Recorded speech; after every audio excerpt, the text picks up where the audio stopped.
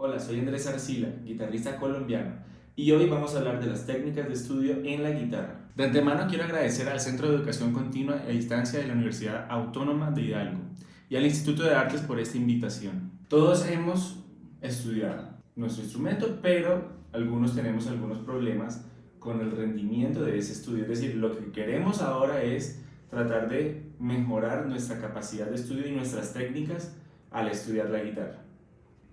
¿Cómo estudiamos? Normalmente nosotros estudiamos abordando la partitura, tratando de descifrarla de entrada, sin darle una mirada general o tratar de empaparnos del contexto de la obra. Podemos acercarnos a la partitura de una forma general, mirarla toda, completa. Pero si tenemos, por ejemplo, dudas en pasajes extraños que veamos que se ven raros o se ven complicados, lo que debemos hacer al primer contacto con la partitura es subrayar o encerrar un círculo. Particularmente lo hago y funciona muy bien porque sé que ahí hay un problema o hay una dificultad sin que la haya tocado todavía. La revisamos, miramos la tonalidad, si hay cambios de secciones. Eso es mucho más productivo en un comienzo que enfocarse en leer las primeras notas e ir resolviendo todo de una. Entonces, generalmente lo que podemos hacer cuando empezamos a abordar la partitura es una mirada general, detallar problemas o dificultades que encontremos, mirar el contexto de la obra y más adelante entonces mirar el contexto del compositor, del arreglista, del guitarrista que lo está haciendo, entre otras cosas. Podemos encontrar varios enfoques al abordar una partitura o una obra nueva. El principal enfoque que podemos empezar a utilizar es el general, como les había dicho. Empezamos entonces, determinamos qué tonalidad es, tratar de sentirnos bien con la tonalidad. Por ejemplo, si tenemos un estudio en la bemol mayor, cogemos y empezamos primero a determinar qué grados son los que componen la tonalidad, si estamos conscientes de a dónde vamos, a dónde venimos, cuáles son las progresiones normales, habituales en ese estilo de música. Y a partir de ahí, entonces decir, bueno, ya que tengo ese conocimiento, puedo resolver toda la parte armónica que nos vaya apareciendo. El segundo enfoque es el enfoque particular, es decir, cuando ya empezamos a leer la música, tenemos ya algunas digitaciones, algunas frases, tenemos alguna sección, quizá una no nos sale tan bien, etcétera. Tratar de marcar qué son las dificultades que tiene la obra y cuáles son nuestras propias dificultades. Una cosa es para lo que nosotros somos buenos o malos, porque particularmente yo soy muy malo para las escalas, pero cuando me toca resolverlas tengo que pensarlas muy bien para darle una muy buena seguridad a ese pasaje. También tenemos que pensar en qué motiva nuestro trabajo con esta obra. Es decir, si tenemos una motivación laboral, es decir, tenemos que montarla porque nos la encomendaron, porque tenemos que estrenarla, etcétera, o sencillamente porque nos encanta la música y queremos montarla. También hay otro factor muy importante que es la disciplina. A veces nosotros logramos montar cosas porque somos disciplinados y queremos abordar este repertorio. Un ejemplo de ello sería abordar los libros de los estudios para guitarra de Sagreras. Entonces, si los tomamos, o de Giuliani o de Carcassi, si los tomamos, la idea es empezar a estudiarlos con conciencia y tratar de entender qué es lo que nos está aportando y si eso que nos está aportando lo necesitamos en este momento. Les recomiendo, por ejemplo, que tengamos metas. ¿Qué tipo de metas? Una meta anual, que sería a largo plazo, es decir, este 2021 empezó y quiero montar tales obras. Entonces, imprimirlas si las quieren imprimir o las organizan en una carpeta, tienen todo bien organizado para el 2021. Y segunda meta sería meta a mediano plazo, es decir, de aquí a junio o de aquí a mitad de año o en 4 o 5 meses, debo tener tales cosas y una meta específica para cada mes. Este mes voy a montar esto, voy a montar lo otro, voy a solucionar este problema técnico, etc. Si nosotros nos ponemos metas, podemos llegar al objetivo que queremos, que supongo que todos tenemos el mismo objetivo, que es hacer música de la forma más sincera que se pueda y que las demás personas puedan captar las intenciones o emociones que nosotros queremos transmitir.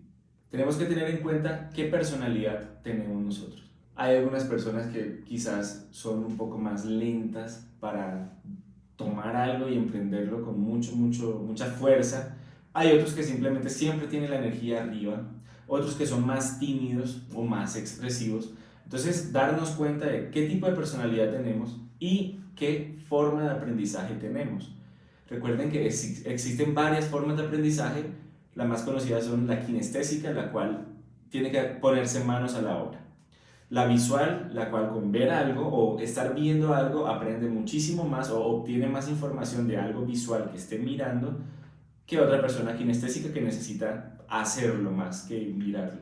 Y tenemos otra forma que es la forma auditiva.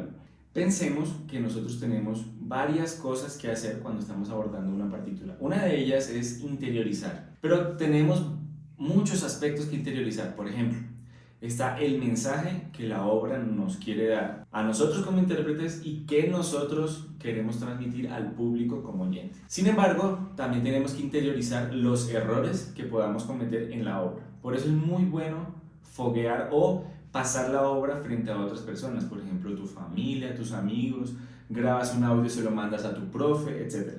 Tratar de concentrarnos en que los errores que pueden haber nos sirven para identificar qué partes no están tan bien y tratar de mejorarlas. ¿Qué técnicas podemos utilizar para mejorar nuestra capacidad de estudio y nuestro rendimiento al montar una obra? Empezar, por ejemplo, por los colores. Cada frase nos puede dar un color determinado o una mezcla de colores. Esto también puede ser relacionado con los elementos de la naturaleza. Si nosotros pensamos en el aire, tendremos que es una frase un poco fluida, digamos que sin tanto peso, que esté flotando. Si pensamos en el agua tiene su peso, su profundidad, y depende si es agua de un río, si es agua de un lago, si es agua de un mar, etc. Podemos ver diferentes tipos de aguas. Si es agua en un vaso, si lo estamos mirando y está quieto, o nada más se mueven las vibraciones que hagamos. Y tenemos también la parte de la tierra. La tierra es algo sólido, en lo cual está estructurado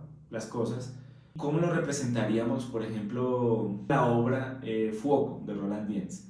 Si yo pienso en el inicio de esa obra, pienso en una llama tirada, un fuego tirado muy fuerte que nos pega apenas empezamos. Pero luego se va convirtiendo en tierra, como un derrumbe, una avalancha muy fuerte. Entonces, tratar de pensar, podemos decir imaginar también, las cosas que nos quiere decir la música. No solamente tocarla y listo, sino darle una representación, que nuestra partitura plana se convierta en un relieve. Uno de los recursos que podemos utilizar para empezar a digitar las obras es hacer nuestro propio sistema o nuestras propias convenciones a la hora de digitar. Normalmente siempre tenemos que la mano izquierda se le ponen los números, 1, 2, 3, 4, la mano derecha las letras, pima. En el caso del meñique, Q, X o ñ, depende del tipo de escritura, si lo necesitamos. Pero cabe resaltar que siempre estamos utilizando la digitación de otra persona. Generalmente es la de nuestros maestros, porque ellos son los que nos enseñan a digitar. Y si no lo han hecho, nosotros empezamos, por ejemplo, a poner ideas que tenemos sobre cómo hacerlo y cómo solucionarlo. Yo recomiendo digitar absolutamente todo, tomar una obra muy fácil, una danza de Gaspar Sanz, la danza de las hachas, por ejemplo, o españoleta. Tomarle y ponerle toda la mano izquierda en la parte de abajo, toda la mano derecha en la parte de arriba, o viceversa, como a ustedes les guste más. No es lo mismo cuando uno toma una partitura y la voltea, entonces ve que la mano izquierda está arriba o la mano derecha está arriba y el resto abajo, porque cuando la invertimos, nuestro cerebro puede captar lo más fácil o más difícil. Cada uno debería encontrar cuál es la mejor forma para él. Sin embargo, en el Renacimiento decía Luis de Milán, el arte de la digitación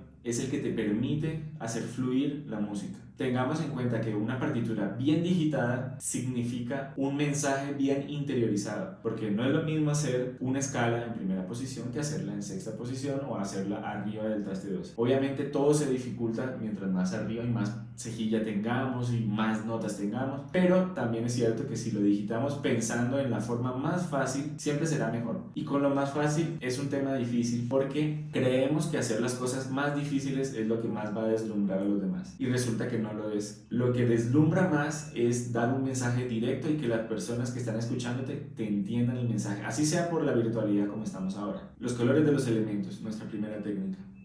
Nuestra digitación, segunda técnica, digitar muy bien todo. Tercero, darle relación a los sonidos que estamos escuchando. Lo que estamos tocando nos suena a algo, entonces si nos suena a algo, escribirlo. Tratar de decir, bueno, este pasaje me parece que suena como tal canción que he escuchado o como algo que escuché en algún momento que me evoca tal cosa. Normalmente, o bueno, alguna vez me pasó o me ha pasado que cuando estoy tocando un pasaje de una obra, recuerdo un lugar en específico, aunque ese lugar no tenga ningún tipo de relación con esa obra. ¿Por qué? No lo sé, la mente es muy misteriosa, entonces realmente nosotros no sabemos por qué sucede esto. Si logramos identificar algo a lo que nos suena un pasaje, pues sencillamente anotémoslo para tener esa referencia. Eso nos dará un lenguaje más estructurado. Podemos hablar también de los gestos. Me pasó que yo trataba de tocar, en algún momento de mi vida trataba de tocar muy expresivamente y resulta que mi cuerpo no lo estaba expresando. Es decir, ¿cómo podemos ser un personaje si no lo estamos actuando? O sea, no sabemos todo el guión, no sabemos las intenciones y las emociones, pero no las estamos expresando. Sencillamente el papel se quedaba corto y no era convincente. Entonces es muy importante que leamos un poco sobre actuación, sobre interpretación de papeles y sobre todo, en mi caso me sirvió muchísimo trabajar el gesto físico del músico con su instrumento. ¿Por qué? Porque el gesto es aquella acción que materializa tus intenciones. Entonces no es lo mismo querer decirle a alguien te quiero que hacerlo, ir, decirlo y actuarlo y darle un abrazo a alguien que tú quieras, decírselo mirándolo a los ojos. No es lo mismo hacer eso que simplemente pensar en hacerlo, ¿sí o no? Entonces tenemos que tener claro qué queremos con un pasaje, pero también cómo lo vamos a materializar con nuestro cuerpo. Hay personas que logran expresar muchísimo sin hacer casi gestos, está muy bien, pero seguramente habrán practicado algún tipo de gesto para poder transmitirlo, porque de la intención al resultado hay una parte de acción que hay que poner en marcha. Si no lo ponemos, pues no da un resultado claro. Vamos a empezar a leer una obra que yo no he leído todavía, pero vamos a ver cómo nos va. Lo que usualmente sucede es lo siguiente. Se llama Villancico de Navidad de Agustín Barrio Mangoré.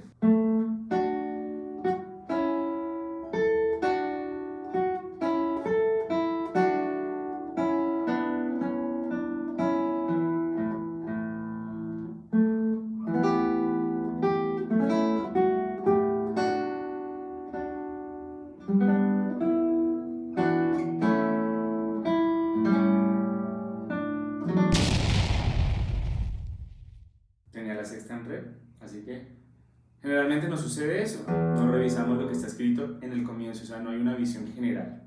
En este caso, dice sexta en re, vamos a llevar la sexta en re, revisamos. También nos dice lento, y un lento generalmente suele ser entre 40 y 65 bits por minuto. Nos dice que está en re mayor, por eso la quinta en re. Listo. Pero al empezar, también nos dice que está en tercera cuerda, con el dedo 1. Si queremos seguir las digitaciones, una cosa es que podemos leerla de entrada para ver cómo está organizada, y otra cosa es que empecemos a leer las digitaciones que nos proponen, si nos proponen digitaciones la edición o no. Entonces, en mi caso voy a intentar hacerlo. Tercera cuerda, primer dedo, listo. Como no la conozco y no estoy seguro, prefiero ir a un tempo muy lento para evitar errores, porque los errores se quedan más fácil en el subconsciente, en nuestra forma de percibir la obra, que los aciertos. Los aciertos es más difícil arraigarlo. Entonces, empecemos muy lento, 6/8.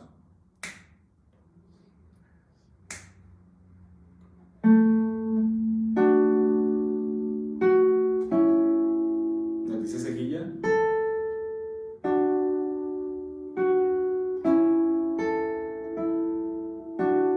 Desplazamiento. No voy a hacer el adorno. No me va a salir a la primera, entonces mejor a lo seguro.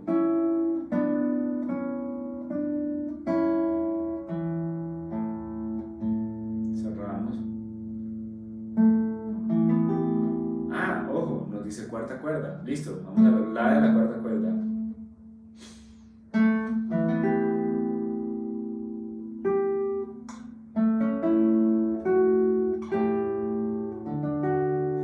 Aquí hay un problema. Normalmente nos puede sonar, no se nos puede confundir las cosas si hacemos y dejamos el la abierto. Hace parte del acorde, pero es mejor limpiarlo.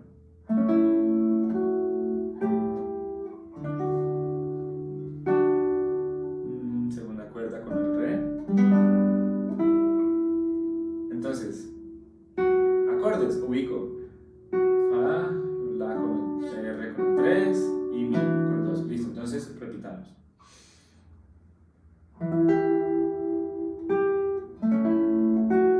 Cerramos.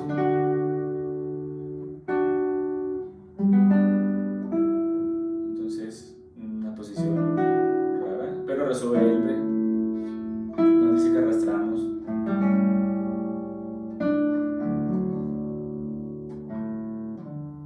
Y volvemos a empezar. Listo. Entonces, una versión muy lenta, muy tranquila, pero creo que eso me da muchísimas más herramientas para trabajar que algo con muchísimos errores. Esa es la forma entonces en la que generalmente abordamos las obras.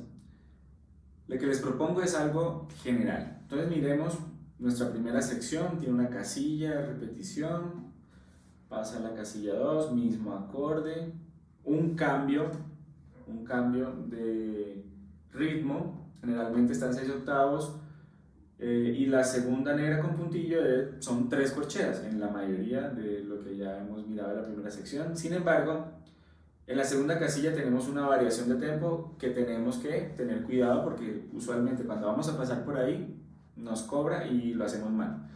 Entonces tener cuidado, revisar, seguir mirando, se sigue repitiendo, lo cual quiere decir que se adopta una diferencia o una variación rítmica. Continuamos, no hay nada extraño, ningún salto raro. Vamos a utilizar solo las 2 primeras hojas de esta obra. Listo, por acá hay una posición 7, aquí también. Yo lo subrayo, lo encierro en un círculo porque me parece bastante apropiado hacerlo. Una posición más allá del traste 12, aquí veo que con cuerdas al aire, entonces tener en cuenta eso. Y aquí, en el compás 23, 24, 25, tenemos entonces un cambio de tonalidad. Pasa de re mayor a re menor. Habiendo hecho entonces nuestro enfoque general, que es mirar lo que se nos viene, vamos a mirar lo particular. Lo particular es, empezamos con un salto. Queremos que se escuche glissando o no. Tampoco dice glissando, entonces tener en cuenta eso. Nos dice posición 5. Tener listo el dedo. Tranquilo. Sigue con la misma. Pero yo veo que no necesito toda la cejilla todo el tiempo. Nos dice posición 5. Pero si tenemos la cejilla todo el tiempo nos vamos a cansar.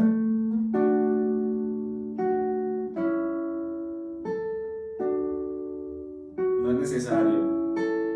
Entonces mejor economicemos movimientos y empezamos a ver cosas particulares de cada pasaje. ¿Qué haría al principio? Entonces, turín, piram, piram, paporiporam. Una frase que responde, entonces marca nuestra primera frase. Ya tenemos un sentido, una dirección del discurso.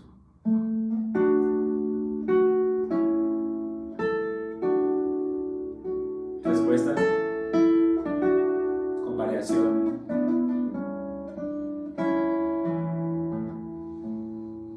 Con calma, nos trasladamos.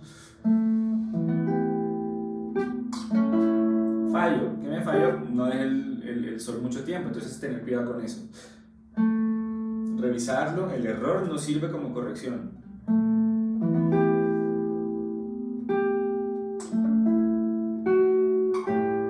Cerramos.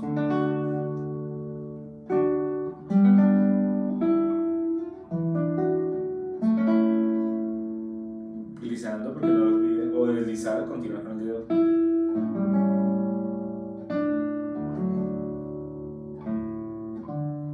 Nos dice que mantengamos la posición, pero recuerden que como estamos en re,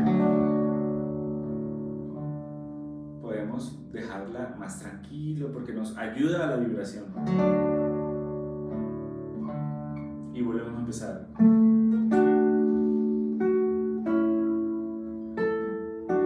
Viene una respuesta.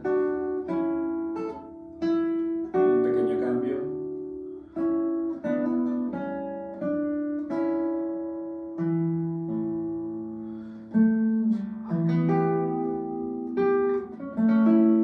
Cerramos.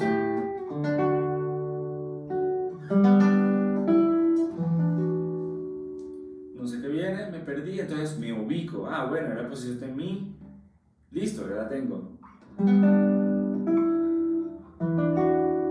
Resolvemos.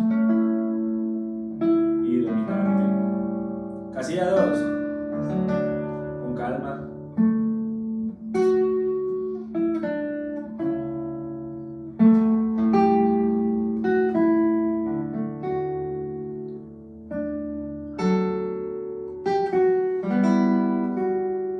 Nos dice la 1.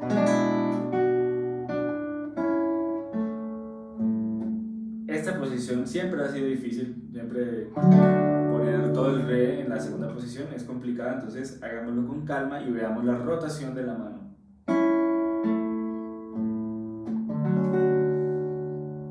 ¿Qué falló? Sonó un do sostenido. Hay que cerrarlo. Así no nos diga el re, hay que ponerlo porque por simpatía empieza a sonar.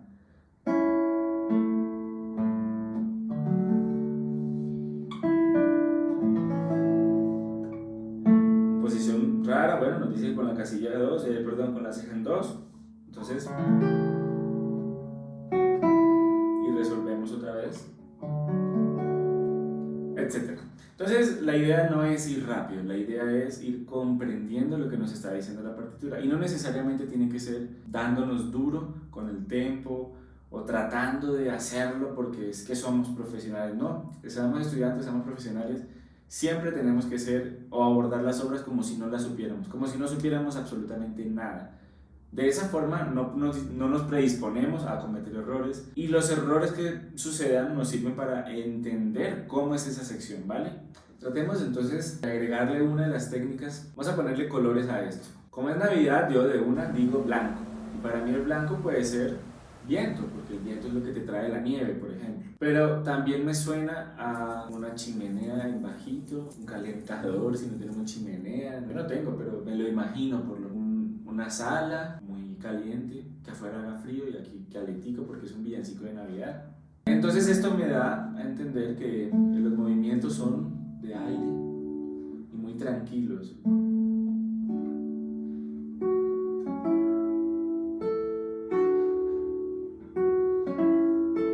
Como si estuviera cayendo más copos de nieve.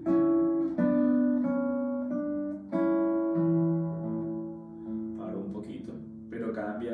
Hizo un poquito de frío.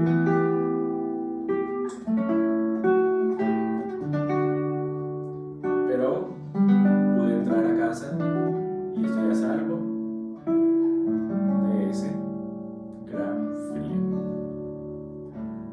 Por ejemplo, entonces nos podemos ir inventando historias.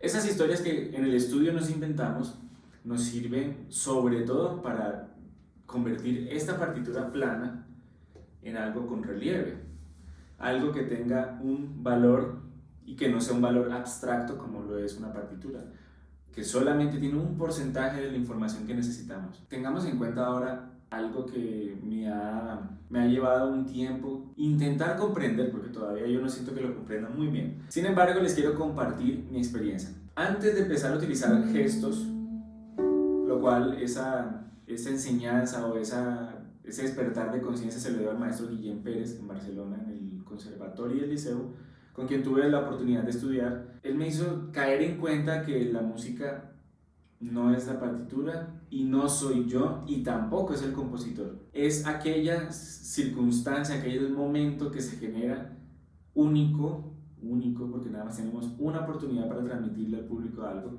Si empezamos la obra y la repetimos, el público sencillamente se desconecta y ya esa obra no va a tener el mismo impacto. Dicho esto, y para mejorar nuestra preparación para esa confrontación al público, podemos explorar los gestos de forma exagerada. Por ejemplo, este salto, darle un espacio. Cuando un director dirige una obra, con este borrador como ejemplo, está mandándole señales a la orquesta o al grupo de cámara o lo que está haciendo. Cuando nosotros estamos tocando, no nos estamos mandando señales, simplemente hacemos como, y todo es muy interno, y nuestra mano no se mueve. Entonces, la idea y la propuesta que les hago es tratar de entender que nuestras manos son nuestros directores y que podemos dirigir lo que queremos al público.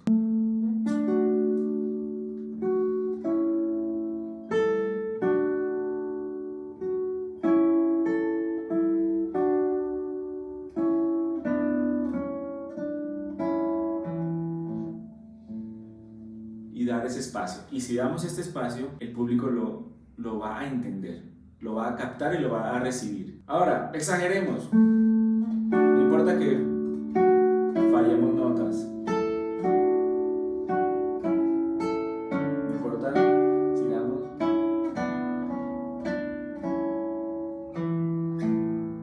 Para empezar a soltar nuestra muñeca, nuestro antebrazo, que podamos hacer olas. Por ejemplo, les hago una propuesta: cuando veamos un calderón, dibujemos el calderón en la guitarra. Por ejemplo,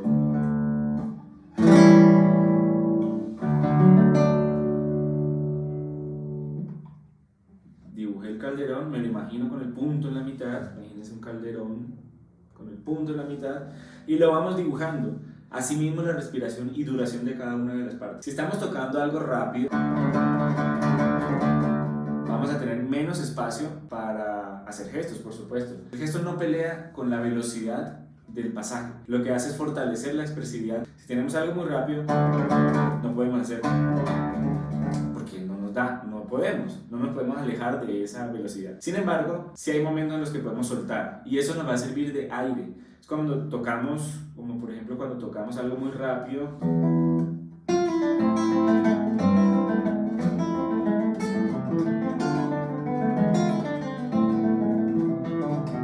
pero no respiramos. Pues bueno, se muere el pasaje.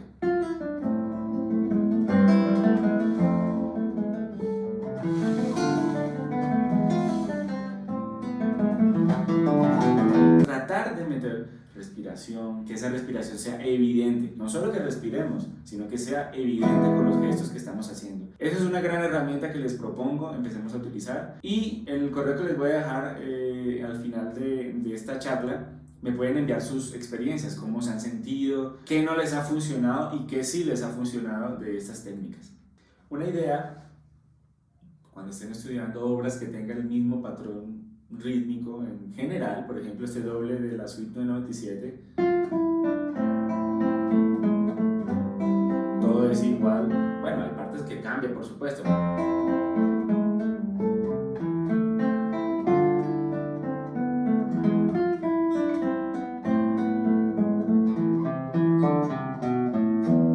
Listo, hasta ahí.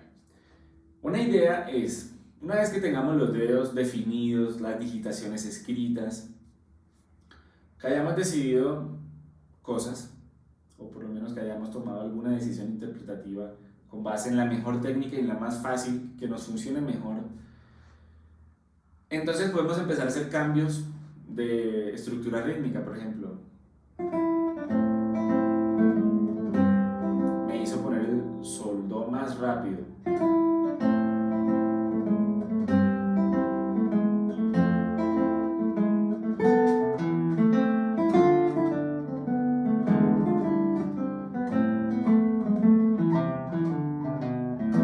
Esos cambios de ritmo, algunos pueden ser muy complicados, como este.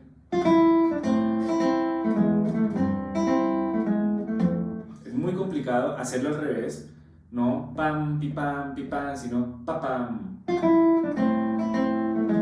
Porque nos empieza a cambiar toda la estructura agógica de la obra.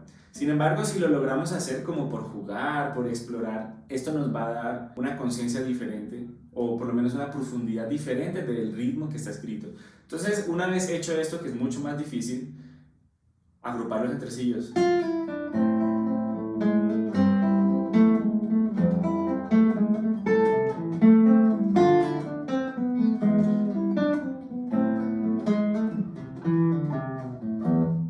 Si hacemos esto,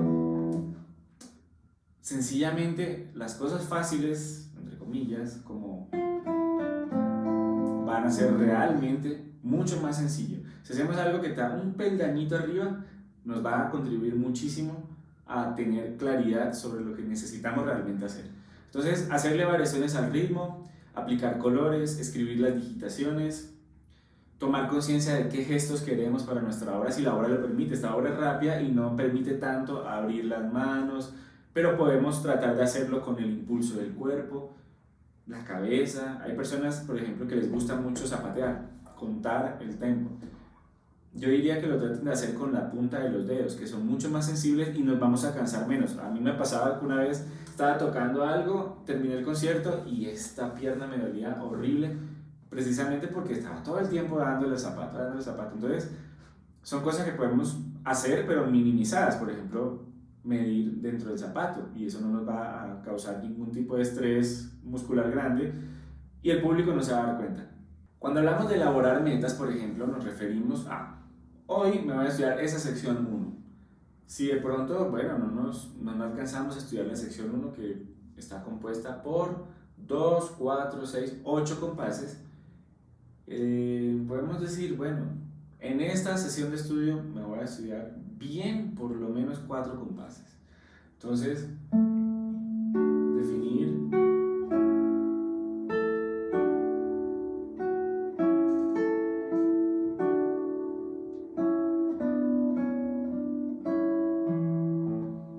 listo. Frase completa, compuesta de 2 semifrases, pregunta-respuesta. Hasta ahí me la voy a estudiar. Ahora, probemos a ver si nos quedó algo. Ojos cerrados. Falla ahí, vamos a practicar otra vez. Mejor. Creo que es... No me acuerdo qué viene, pensemos, pues si está en re. Bueno, listo. Resolvemos el adorno que no vamos a hacer. Algo así, listo. Entonces no está tan mal, porque tenemos más o menos, auditivamente tenemos más o menos cómo va la obra, o por lo menos esa primera frase. Entonces luego, ¿qué dificultades tenemos? El adorno, el traslado del comienzo, y no creo que haya algo más difícil, más complicado que nos vaya a poner problema en esta sección. Continuamos a la segunda parte, entonces hay un salto.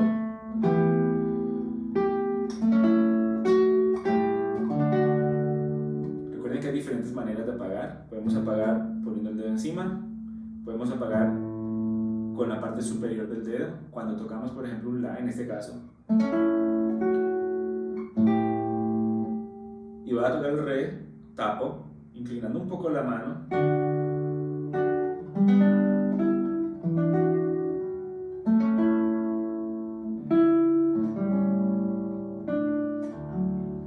listo. Entonces, segunda sección, no tiene mucho problema, sencillamente el paso del Sol a esta posición para que suene todo fluido y resuelva. Dominante.